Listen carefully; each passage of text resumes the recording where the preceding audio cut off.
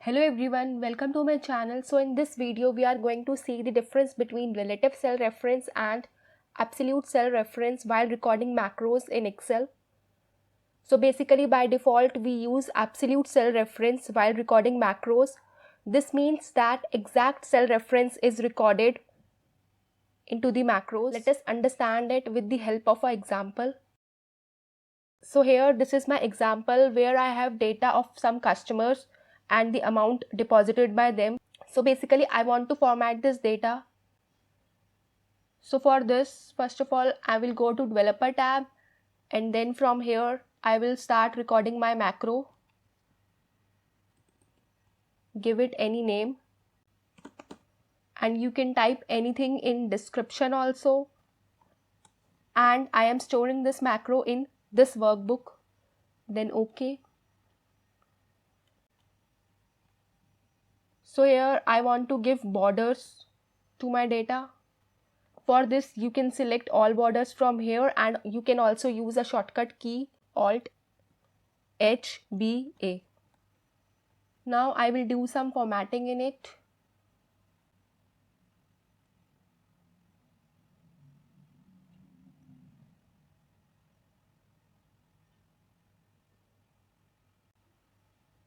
So this is how my data will look after formatting. And now I will go to developer tab, and then I will click on stop recording.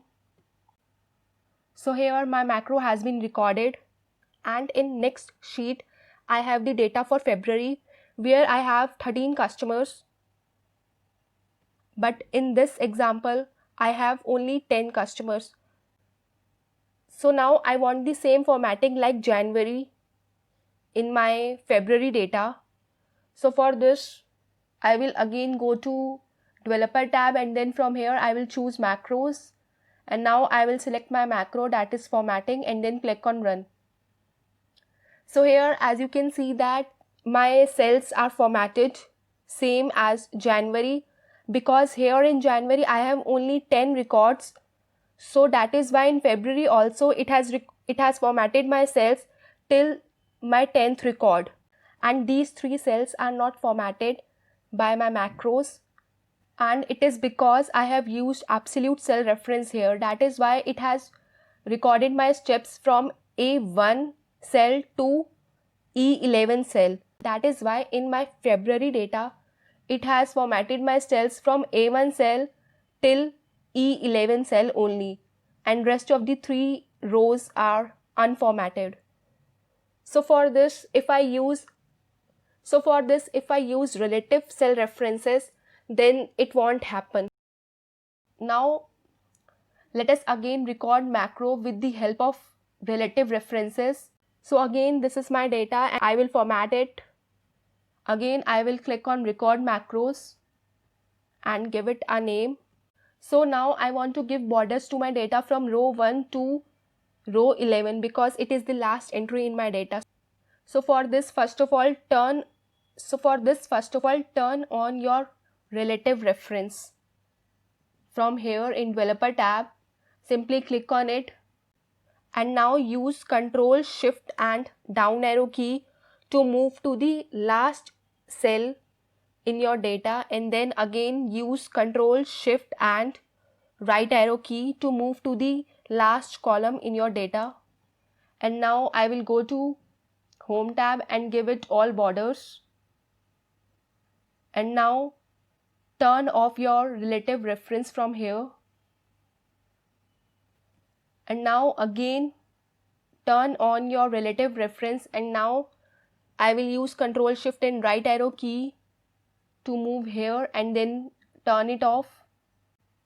I will fill color in the headings, and now I want to increase the size of my data. So for this again I will turn on my relative reference, and now I will use Ctrl Shift and down arrow key and Ctrl Shift and right arrow key to select my whole data, and now I will turn it off. Now I will increase its size, bold my data, and I will change the font type. So do all the changes whatever you want in your data. So this is how my data will look like after proper format. Now I will stop recording my macro. And then now if you want the same type of formatting in February month also, then I will go to macros, and then from here I will use formatting relative reference macro from here and then run it.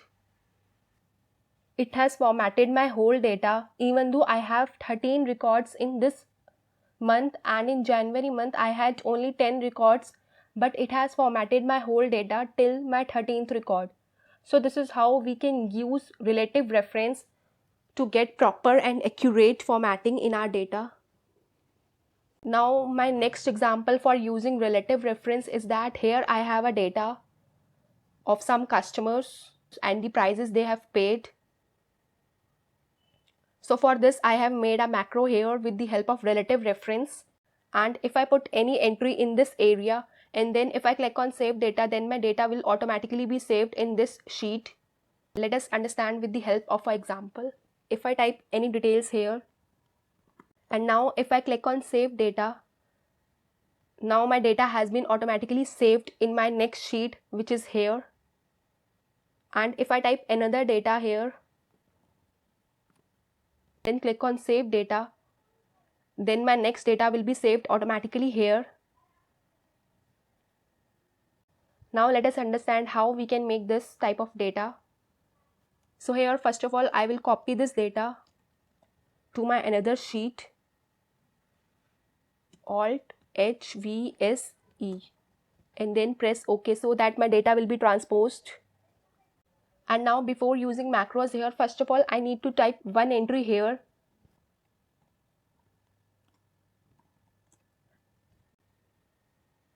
And now after typing one entry here, let us move on to our previous sheet. And now in this sheet, first of all type your data.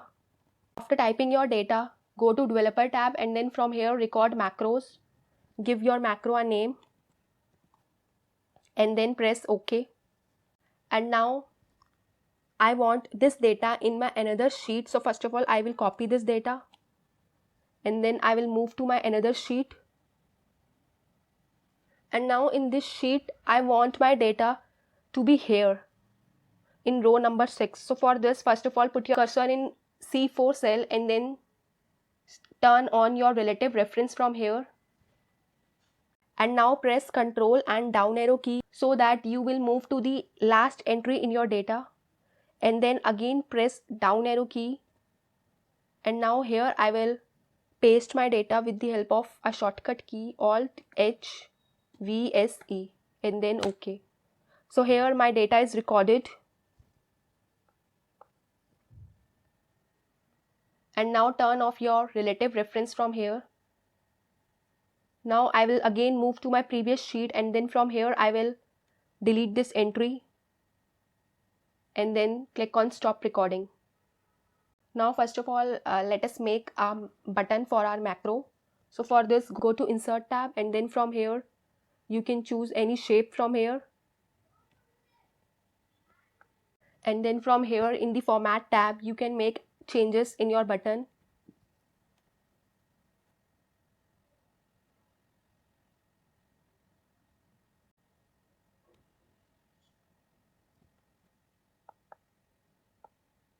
And now right click on your button and then click on assign macro, and from here I will assign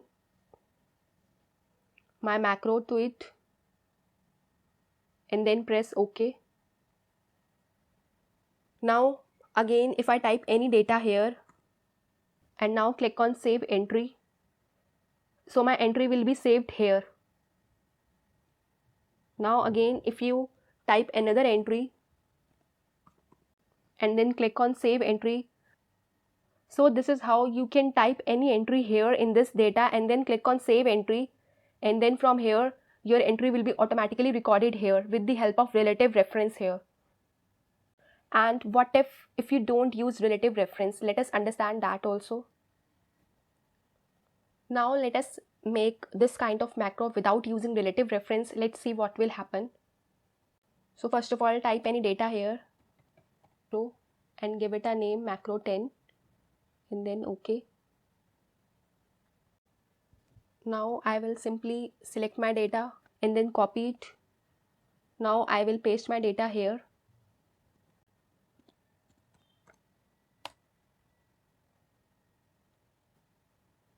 And now again I will move to my sheet and then delete this entry.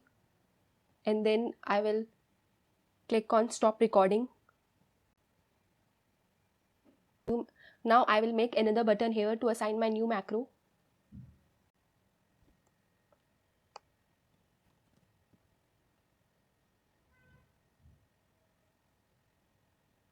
Now I will assign my macro to this shape.